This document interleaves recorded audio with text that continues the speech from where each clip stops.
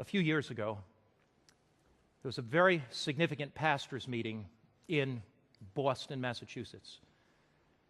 It was not a meeting of Seventh-day Adventist pastors. These pastors were evangelical pastors, and they were coming from all over the United States, 300-400 pastors. One of the pastors from Chicago was on an American Airlines flight. He was sitting on the aisle. And as he was sitting on the aisle, there was nobody in the middle seat, and there was a man sitting at the window seat, and the plane took off, and this man, pastor, going to the pastors' meeting, sitting on the aisle, looked across, and he saw the man at the window praying. And he thought to himself, great, I've got a Christian seatmate, but I don't want to intimidate him too much and tell him I'm a pastor. So I'm so thankful that I have somebody that's a Christian. So he looked over, the man prayed for a while, and he prayed, and the pastor looked over and he said, you know, I'm just wondering, you must be a Christian. I saw you praying, and I'm a Christian too.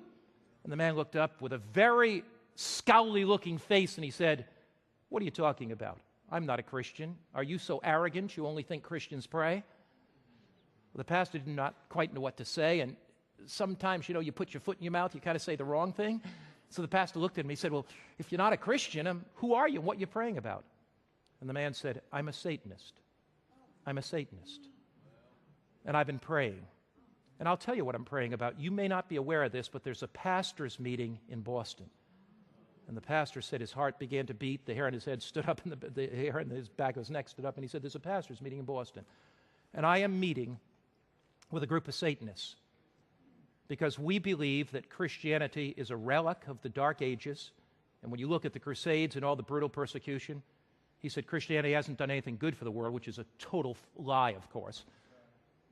But he said, I am meeting with a group of Satanists, and we're going to pray that disunity will come into that pastor's meeting. We're going to pray that divorce will take place among those pastors. We're going to pray that their kids will be lost. And I'm meeting with 300 to 400 Satanists. If you are not praying for your pastor, the Satanists may be praying against your pastor.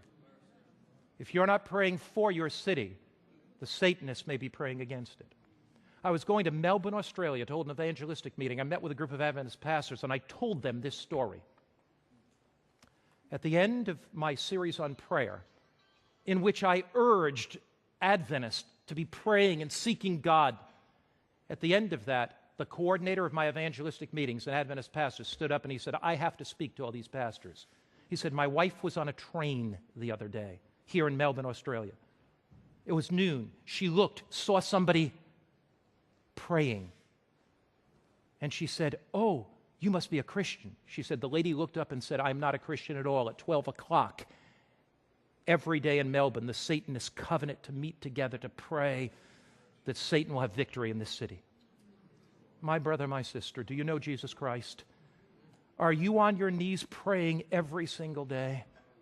Maybe you've turned into this broadcast and you're looking for something deeper in your own spiritual life. Maybe you have had a superficial Christian experience. Maybe you've been apathetic. God is speaking to you. He's calling you to set aside a time to pray. He's calling you to set aside a place to pray. He's calling you to pour your heart out to God. The weapons of our warfare are not carnal. They are spiritual. There is a battle between Christ and Satan, a battle between good and evil. We cannot win that battle without the divine power of the living God filling our lives.